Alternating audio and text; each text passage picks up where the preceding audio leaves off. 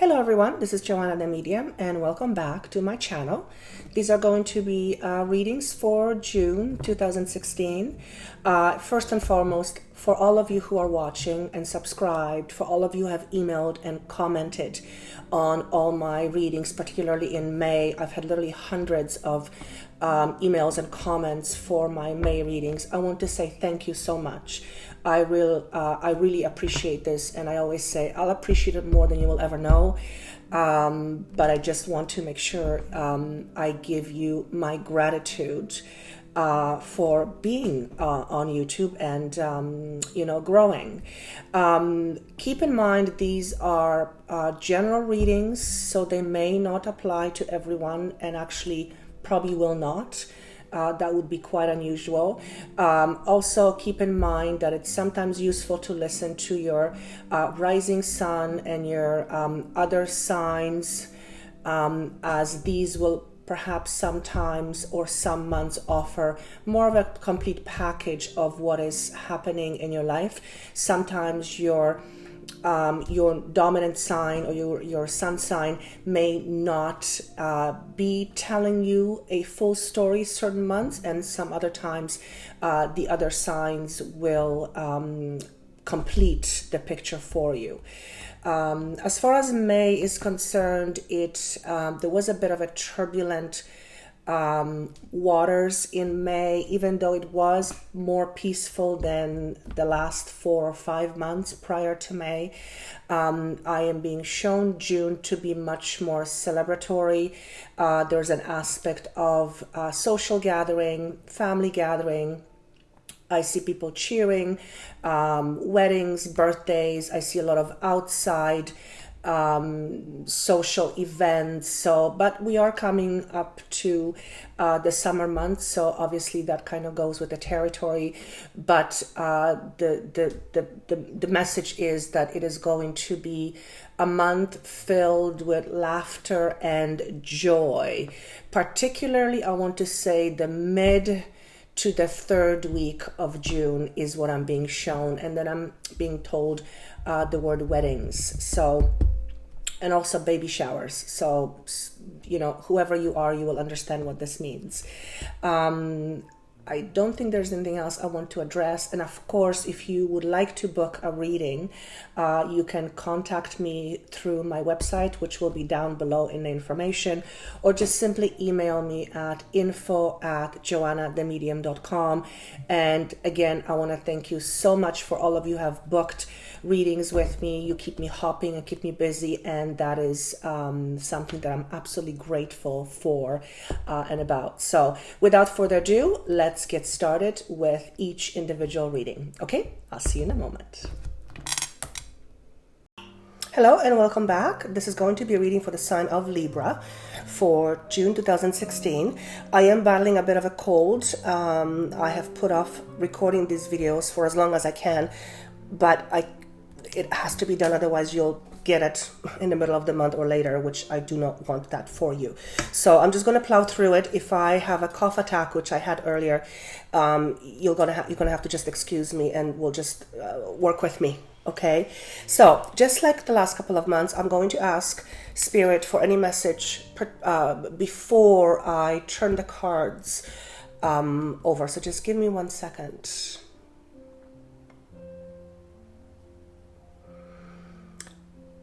Patience of self and patience of others. It is not an easy task to accomplish. For those of you who lead busy lives, for those of you who have responsibilities, for those of you who care for children and others, patience is the key today.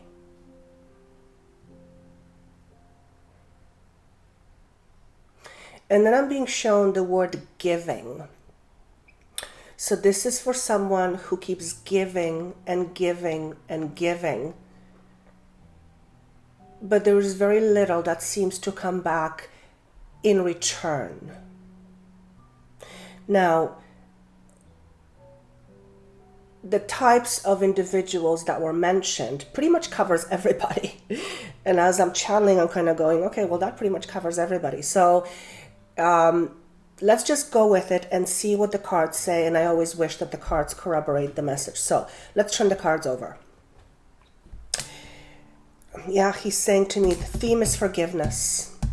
Forgiveness of self. That's really, others, yes, but self, really important. The card that represents what's happening right now, or the theme. Oh my goodness. Same card as the reading before. Very interesting. And he asked me to pick this particular card. This is a card, this is an emotional card. It's card, I want to say it's a family card. It's a reunion card. It is, 3 is a very social number. It's called Rejoice in Celebration, but it was shown to me in reverse. And when I ask him what words he wants me to use, he says, lack of emotional satisfaction. And this lack of emotional satisfaction is connected to others, meaning there is very little coming from others to help you feel emotionally satisfied. So I always say that life is about giving. Absolutely. No question about it. However, there has to be an element of receiving, not necessarily from the same people or individual situation, but from somewhere else in some other way or aspect. The reason for it is, if we constantly give, we will have a tendency to feel and be depleted. When we are depleted, we are unable to adequately care for ourselves, which then leads to being unable to care of others. And that's how he's showing it to me very specifically. So if you're in a position of caring for someone or someone's, whether in a family dynamic, relationship dynamic, or work environment, it is very important for you to take time out for yourself in order to replete, is that the right word? I don't even know if that's the right word. Replenish, thank you, the energies that you expand each and every day. And though I am seeing that you do this willingly and with love, for the most part, it is a quote-unquote burden or a heavy load on you. And what is required of you is to think about yourself. Not because you are selfish, but because for the first and foremost, you have responsibility for yourself, first and foremost. Some will call it selfish. That's fine. It is no incident why, it is no coincidence why I'm being shown metaphor, the vision here of on airplanes, when the bags drop and they show you how to use it. If something happens, you put the oxygen mask on yourself first and then on your child, because the child is unable to take care of themselves. If you do not use oxygen and you are unable to help yourself, you cannot help the child. So you're not doing yourself any favors. And that's how it's being presented to you. And he's saying it is not selfish to seek self-care. It is actually mandatory for the well-being of you and those of others. And you, whoever this message is for, you have to think in those terms. Otherwise, he says to me, you will constantly feel depleted. Now, this could be work, this could be physical work, so you need re-energizing, but I'm feeling this is emotionally very draining. So whatever you do, and I'm seeing specific situation of you caring for other people, whether it's elderly or family or in a relationship dynamic, there is that aspect. So that's very important. Do not let yourself be depleted. So that's a long time on one card. Interesting. He's also saying to me that For some of you, there is a feeling, a certain level of feeling undeserving. Perhaps you feel you don't deserve to take care of yourself, or perhaps you feel that's just not how it's done. Perhaps that's what you were taught, that you have to take care of others and you come last. Doesn't always work that way. At least it doesn't work that way in a positive way long term. Okay? Now, card representing past influences. So what is influencing you that you feel this way? We have the card, that's the same card. This is very interesting. He asked me to pick specifically these cards and I shuffled. That's interesting. Major Arcana, this is a pause, this is movement forward, but these are past influences. So what I'm going to say, what I'm going to ask is what this represents. So what he's saying to me, that where you are right now, whatever situation is making you feel depleted, there's an element of you rushing into it at some point in your in your history. In other words, where you find yourself today has an element of you rushing that component somewhere in the past. So if you have rushed into a situation before, or if you have rushed into a situation, whether it be relationship, a job, companionship, anything that is emotionally connected, if you rushed into something without thinking it over clearly or adequately, he's saying that's why you're, for the most part, you're finding yourself in this position. Just trying to think if there's anything else he's saying to me. No, I just feel like you're being rushed. You were rushed into this, or you rushed. Either you felt you were rushed into it, or you rushed into it, and that seems to be the significant component. Now, the future card is represented by, the word is called sacrifice. It's also number 3 if I add the 1 and 2 together. Which is consistent with the first card. So Major Arcana means, wonderful things happening within you. But it was shown to me in reverse. So I am going to ask what he wants me to say about this.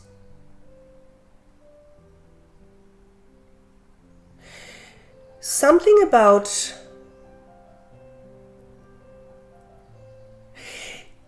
taking care of yourself is a small price or small sacrifice to pay in a scheme of things or in a bigger picture. Why?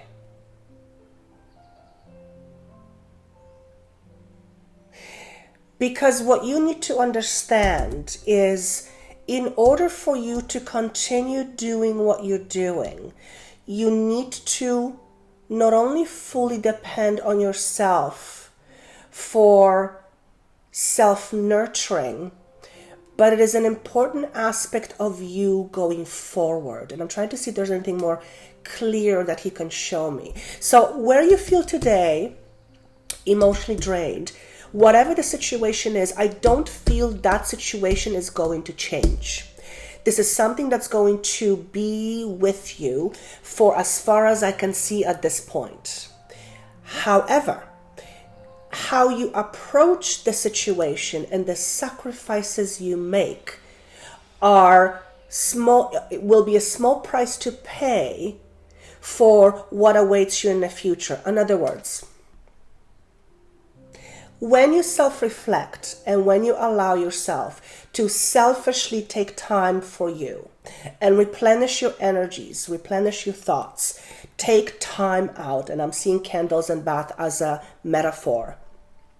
That is a small price to pay for what it is going to allow you to feel going forward. In other words, you will be more productive, you will feel better, you will feel more energized, you will feel more joyful, and you will therefore be so much better at what you do. So that's what that means. Now, the card representing the reasons behind all of this, sometimes it's subconscious blockages. We have the card called solar plexus, or sorry, sacral chakra. So sacral chakra, that's the second, it's the second chakra from the bottom. I'm having difficulty speaking, sorry. Must be the cold. Because it was shown to me in reverse, I'm asking him, and there's an aspect of it, again, of he's saying undeserving. There's a feeling of undeserving, which is very consistent with what was said in the beginning. Perhaps you find yourself in a situation where you're being depleted, but you don't feel like you can take time for yourself, or you can ask time for yourself, or anything of that nature. But there is an element of you feeling undeserving. So, if this pertains to you, and notice these two cards, the color scheme is exactly the same. It's orange and red. And I want to talk about someone who was raised in an environment, and if this is you, there's very much a feeling of undeserving. I also feel this is coming from a family where there is more than one child. Perhaps this you, or whoever this is for, found yourself taking care of others at a very young age, and I'm seeing the number 7. So there is an aspect of that. So if you keep constantly finding yourself in a place where you feel depleted, there's very much a sense of you feeling undeserving of your own time, or undeserving of self-care. So that needs to be addressed. The card representing potential of all of this, we have the card called Spiritual Union. This is 2 of Cups in a traditional tarot deck. It's a wonderful card, but it was shown to me in reverse. In other words, if you do not take care of yourself as being suggested, if you don't take caution with regards to your emotional well-being, and if you don't take you as a priority, somehow this is going to reflect on your relationship with others. Maybe it's the person you're caring for, maybe it's the people in your family, or maybe it's the person in a relationship that you are with.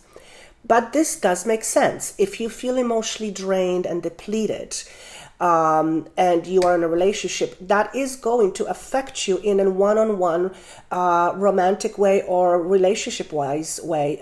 There's no question about it. There's absolutely no question about it. That's why you're being asked to self-reflect, take some time for yourself, own it, don't feel bad about it, and just move on, because you'll be so much better and happier for it.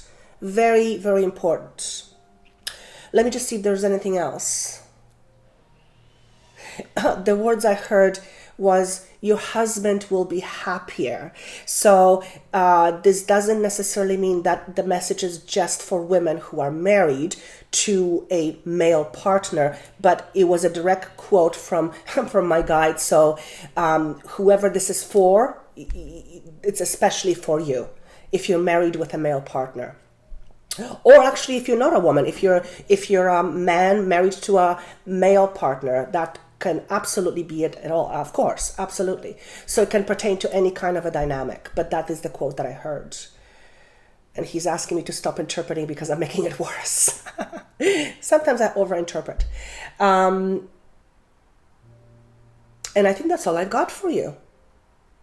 He's wrapping it all in a box, this message, and with a red bow, and he's saying, take that as a present going forward. In other words, consider the message a gift, not a punishment or lecture, because it is never meant to be that way. I hope this makes sense to you. I would love to hear from you, whether a comment or email. I always love your comments. And of course, if you would like to book a private reading that is especially catered to you and examines details about your personal life, or if you want to communicate with someone who's passed, you can connect with me. The information is down below for easy reference for you. Until July, I wish you best of luck in the month of June. Please take care of yourself, have some relaxation time, and until July, I look forward to seeing you again. And thank you so much for watching and sharing. Bye.